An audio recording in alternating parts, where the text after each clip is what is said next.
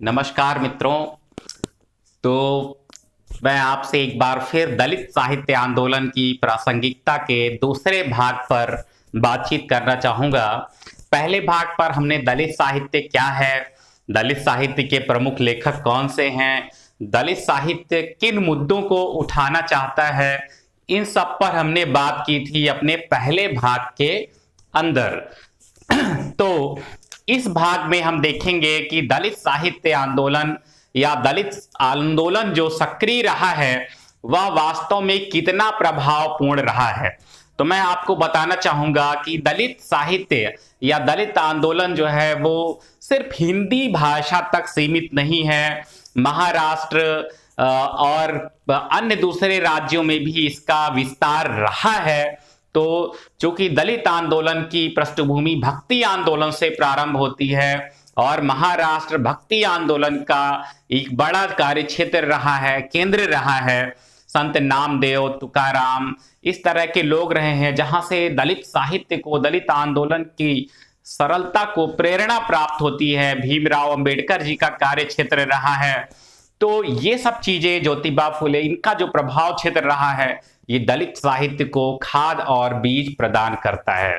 तो आइए देखते हैं, इस विषय पर चर्चा करते हैं कि वास्तव में दलित साहित्य आंदोलन क्या कोई प्रभाव छोड़ने में सफल हो सका है। यदि दलित साहित्य आंदोलन कोई प्रभाव छोड़ सका है तभी इस आंदोलन की सार्थकता पर बातचीत की जा सकती है। तो क्या प्रभाव हुआ है? इतने वर्षों से दलित आंदोलन, लगभग 6 दशक बीत चुके हैं। दलित आंदोलन, दलित साहित्य अपने एक पृथक अस्तित्व के लिए प्रयास करता रहा है, अपने आप को घोषणा करता है कि संवेदना कभी भी सहानुभूति का, स्वयं वेदना का स्थान नहीं ग्रहण कर सकती। अतः दलित अनुभवों को लेखन करने का अधिकार दलित साहित्य के लिए एक अलग से विचारधारा, अलग से धारा होनी चाहिए और सिर्फ दलित लेखक ही जिन्होंने अनुभव किया है वही दलित लेखन कर सकते हैं। तो इसने कई सारी बातों को जन्म दिया है। सबसे पहला देखते हैं कि क्या प्रभाव पड़ा है। तो सबसे जो महत्वपूर्ण बात है कि एक साहित्यिक धारा के रूप में ये स्थापित हो चुकी है। दलित आंदोलन का प्रभाव ये है कि कम से कम दलित साहित्य भी कुछ है, दलित साहित्यकार भी हैं, उनकी रचनाएं अलग परिप्रेक्ष्य में, अलग फ्लेवर के साथ, अलग कलेवर के साथ, अलग आस्वाद के साथ पढ़ी जाती हैं, इस उम्मीद में कि प्रामाणिक शोषण का जो अनुभव है, जो अभिव्यक्ति है, वो क्या हो सकती है। व्यक्ति, पाठक और श्रोता इन रचनाओं से पर जाता है, उनका आस्वादन करता है, उनकी अनुभूतियों को समझने की कोशिश करता है और इससे जो अनछुए पहलू, निश्चित रूप से जब भी किसी विषय पर नया साहित्यकार अपनी कलम चलाता है, जब भी किसी विषय पर कोई दूसरा साहित्यकार अपनी कलम चलाता है, तो स्वाभाविक रूप से उसके दूसरे पहलू भी उभर के आते हैं। तो जब दलित लेखन भी, दलित साहित्यिक धारा भी अपने अनुभवों के दायरे में चीजों को लिखती है, तो निश्चित रूप से इस साहित्यिक धारा से हम कई नई बातों से, हम नए अनुभवों से, नए पहलुओं से परिचित हुए होंगे।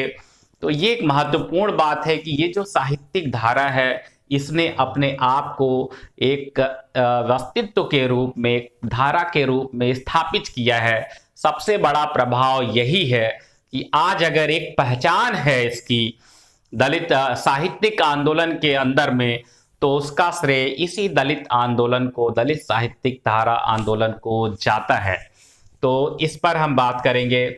दूसरी महत्वपूर्ण बात है कि ये ज्योतिबा फुले, भीमराव अंबेडकर, जहां से दलित आंदोलन सीधे सीधे प्रेरित है, उनकी अभिव्यक्ति करता है। डॉक्टर भीमराव अंबेडकर जिन सामाजिक वर्जनाओं के खिलाफ लड़ते रहे, जिन बंधनों के खिलाफ लड़ते रहे, समाज की जिन जड़ताओं के खिलाफ लड़ते रहे, जिस स्थिर जाति व्यवस्था के खिलाफ वो आवाज उठाते रहे, अछूत जो प्रथा थी भारत की, उसके खिलाफ जो स्वर वो बुलंद करते रहे और उनके जीवन में भी अनेक कठिनाइयों का उन्हें सामना करना पड़ा। उस अभिव्यक्ति को और मुखर करने का काम, स्वर देने का काम, उस मसाल को जलाए रखने का काम दलित आंदोलन या दलित साहित्यिक धारा आंदोलन ने किया है।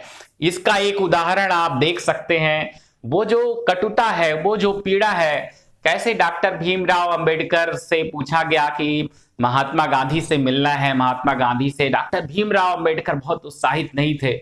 उन्होंने कहा ऐसे महात्मा कितने आए और चले गए, दलित समाज की स्थिति में कोई बदलाव नहीं हुआ। मैं महात्माओं पर ज्यादा भरोसा नहीं करता, मुझे दया नहीं चाहिए, अधिकार चाहिए दलित समाज को, समानता का अधिकार, गरिमा का अधिकार चाहिए। तो डॉक्टर भीमराव अंबेडकर के अंदर जो जिस पीड़ा और जिस स्वयं के अनुभव की जो कटुता थी, उसकी अभिव्यक्ति दलित आंदोलन के इन स्वरों में होती है। यही वजह है कि जब मलखान सिंह जैसे कवि लिखते हैं कि सुनो ब्राह्मण, हमारी दास्ता का सफर तुम्हारे जन्म से शुरू होता है और इसका अंत भी तुम ही से होगा। सुनो ब्राह्मण, हमारी दास्ता का सफर तुम्हारे जन्म से होता है और इसका अंत भी। तो दास्ता की जो पीड़ा है, जो अनुभव है, वो इस आंदोलन ने इसको मुखर किया है। जाने कितने दलित लेखक और कवि हैं जो इस विषय पर लिख रहे हैं, और ये सहानुभूति कटु और तिक्त स्वरों में भी उभर के सामने आई है। इसका जो स्वर है तीखा महसूस हो सकता है, लेकिन ये भी एक सच्चाई है कि यही भारतीय समाज का इतिहास भी रहा है। तो इस आंदोलन की दूसरी उपलब्धि ये है, जब भी आप निबंध लेखन करेंगे इस विषय पे, कहीं भूले भटके भी आ गया, ये दलित साहित्य भी साहित्यिक विषय है और थोड़ा सा डिफरेंट है, इसलिए मैंने इसको उठाया है। हमारे चैनल पे ये प्रयास है, खास तौर पे ऐसे को लेके मुझसे बहुत ज्यादा मांग की जाती है, की जा रही है, तो मैंने ये प्रयास किया है। तो आप इसको बिंदुवार तैयार करें। पहला बिंदु मैंने बताया है दलित साहित्य आंदोलन की प्रभावशीलता। तो प्रभावशीलता में पहला बिंदु था कि ये पृथक रूप से अंततः स्थापित हो चुकी है, कम से कम ये आंदोलन की उपलब्धि है। दूसरी बात यह है कि ज्योतिबा फुले, भीमराव अंबेडकर के विचारों को निरंतरता प्राप्त हुई है, अभिव्यक्ति प्राप्त हुई है। तीसरी महत्वपूर्ण बात हुई है कि सहानुभूति को प्रतिष्ठा प्राप्त हुई है। ये सच है कि हिंदी साहित्य में प्रेमचंद, निराला, नागार्जुन जैसे बहुत से लोग जो इस वर्ग से नहीं आते थे, लेकिन उन्होंने काफी कुछ लिखा है दलितों की प्रतिष्ठा पर। चाहे जितनी कहानी हो, प्रेमचंद की तमाम कहानियां हैं जो दलित संवेदना को मार्मिक रूप से अभिव्यक्त करती हैं। तो हम इस अथॉरिटी से तो बात नहीं कर सकते कि उस धारा में और इस धारा में, प्रेमचंद के लेखन में और इसमें क्या कितना कौन श्रेष्ठ कौन नहीं, लेकिन हाँ, स्वर्ग अगर प्रेमचंद से आगे कोई बता सका है, उस पीड़ा को बयान कर सका है, तो इस साहित्यिक धारा को इसका श्रेय हमें देना ही होगा। तो सहानुभूति को प्रतिष्ठा मिली है। इस संबंध में जयप्रकाश करदम जी दलित लेखक हैं, उनकी 9 बार कहानी है जो आधुनिक जीवन की परतों से जोड़ती है। दलित जो समाज की में आज भी वर्तमान समाज में दलित का जो स्थान है, दलितों के प्रति जो मानसिकता है, उसको ये कहानी व्यक्त करती है। 9 बार कहानी, और 9 बार में ये अखबार में जो विज्ञापन प्रकाशित होते हैं कि अंतरजातीय विवाह भी चलेंगे, एक वधू चाहिए और ये विवाह अंतरजातीय भी हो सकता है, जो वैवाहिकी के जो विज्ञापन आते हैं, लेकिन उसमें भी हिडन एजेंडा होता है। दलित समाज से, समुदाय से लोग स्वीकार नहीं करते। बड़ी बात है कि अंतरजातीय विवाहों को स्वीकृति कुछ कुछ भारतीय समाज में प्राप्त हो रही है, परंतु इसमें इस महत्वपूर्ण मुद्दे को लेखक जयप्रकाश करदम जी ने उठाया है कि आज भी जो सवर्ण समाज है या जो उच्च वर्ग है, वो आपस में भी अंतरजातीय विवाह करता है, ना कि एकदम से दलित समुदाय तक आने की कोशिश करता है। तो ये 9 बार भी वास्तव में पीछे एक मुंह चिढ़ाता हुआ नारा ही है, जिसमें अभी भी दलितों के लिए बार है, यानी प्रतिबंध है, इस मुद्दे को उठाता है।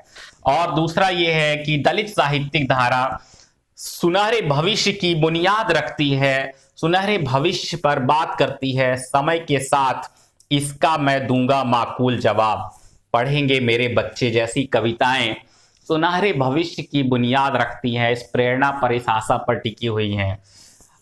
और इसके अलावा एक मुद्दा है कि दलित नारी के संबंध में भी वैशंती जी हैं, जो लिखती हैं, तो दलित नारी पर भी महत्वपूर्ण बातें की गई हैं। लेखिका हैं दलित नारी पर लिखने वाली, इनका नाम है वैसंती। तो नारी उन्होंने कहा है कि दोहरे अभिशाप से गूंज रही है। नारीवादी लेखन पर जो चर्चा है कि नारी दोहरे अभिशाप से जूझती है, खासकर दलित नारी दोहरे अभिशाप से। एक तो दलित है, दूसरा नारी है, और हमेशा से दलित नारी जो होती है, आप देखें स्थानीय समाजों में उसे दलित नारी का वस्तुकरण और ज्यादा होता है, कहीं ना कहीं उसे और अधिक उपयोग की वस्तु समझी जाती है। दूसरा ये है कि दलित नारी अपने अधिकारों के लिए कभी प्रश्न उठाने की बात सोचती भी नहीं है। तो एक तो दलित समाज वैसे ही हीन स्थिति में है, ऊपर से जैसे नारी होने के नाते, दलित समुदाय की नारी होने के नाते हर प्रकार के शोषण के लिए खुला आमंत्रण होता है। तो इस बात को उठाया है इस दलित साहित्यिक आंदोलन ने। इतने महत्वपूर्ण बिंदु आप बता सकते हैं निबंध लेखन में, इतने पर आपका लेखन हो जाएगा, तो इस पर आप लेखन करें। मैं आपको बताना चाहूंगा कि हमारे चैनल पे ये विशेष कार्यक्रम चालू है, पेड प्रोग्राम है। आप शीघ्र इसमें प्रवेश ले लें, जो भी निर्धारित शुल्क है उसको चुका के, तो आगे इसको हम लोग, ताकि जल्दी से आप तक सारे लिंक पहुंचे। सारे निबंध आपके पास ओपन प्लेटफॉर्म पर नहीं पहुंच पाएंगे, हमारी कुछ व्यवस्थाएं हैं, तो देखते रहें। तो सीमाएं क्या क्या हैं, दलित आंदोलन की सीमाएं क्या क्या है? तो सबसे बड़ा प्रश्न ये है दलित आंदोलन पर कि दलित आंदोलन में दलित कौन है। इस सवाल को ही अभी तक निर्धारित नहीं किया जा सका है। दो विचारधाराएं हैं, दलित है कौन? तो दलित का अर्थ है दबा कुचला वंचित जो भी हो। ओम प्रकाश वाल्मीकि जी के जो शिखर पुरुष हैं, उनका मानना है कि दलित का अर्थ है दबा कुचला हुआ वंचित, जो कोई भी है वो दलित है। तो सवाल उठता है कि क्या नारी भी दलित है?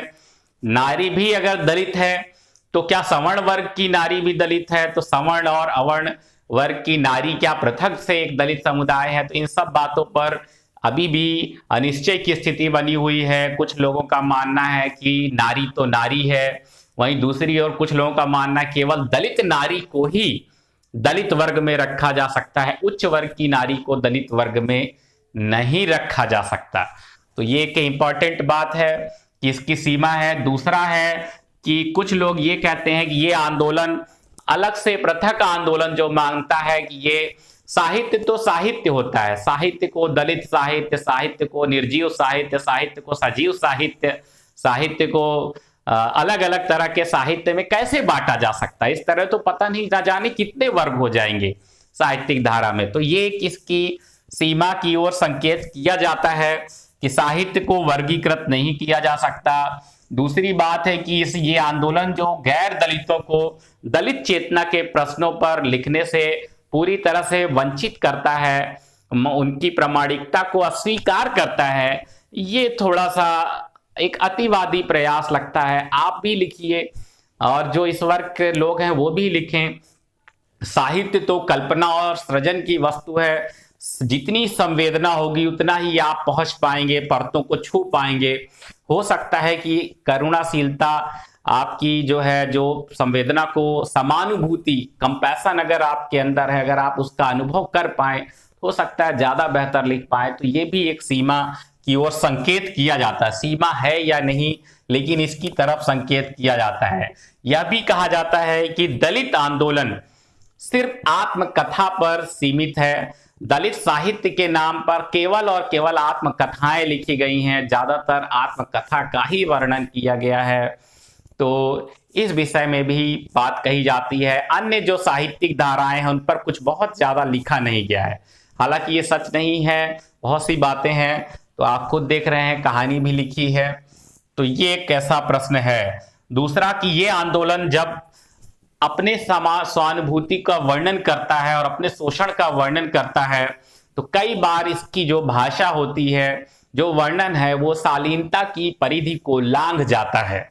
तो ये भी इसकी एक सीमा बनाई जाती है। ये कहा जाता है कि किसी आंदोलन की गरिमा, उसकी महत्ता इससे स्थापित होती है जब वो समूचे समाज के साथ सब दूसरी धाराओं को भी सम्मान देते हुए और अपनी बात रखता है, तो वो ज्यादा बेहतर आंदोलन माना जा सकता है। और इस साहित्यिक धारा ने कई बार इस बांध को तोड़ा है, इस सीमा को तोड़ा है। तो ये सीमाएं इंडिकेट की जाती हैं, बताई जाती हैं, संकेतित की जाती हैं दलित आंदोलन की। अब सवाल ये है कि क्या दलित आंदोलन वास्तव में सार्थक है, इसकी प्रासंगिकता क्या है?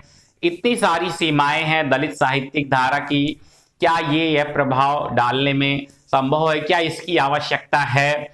तो हम ये निष्कर्ष रूप में बता सकते हैं कि जो कुछ भी ऐसा है जो समाज के वंचित वर्ग के, समाज के दमित वर्ग के, समाज के शोषित वर्ग की आवाज को मुखर करे और अभिव्यक्त करे, उसका स्वागत किया जाना चाहिए।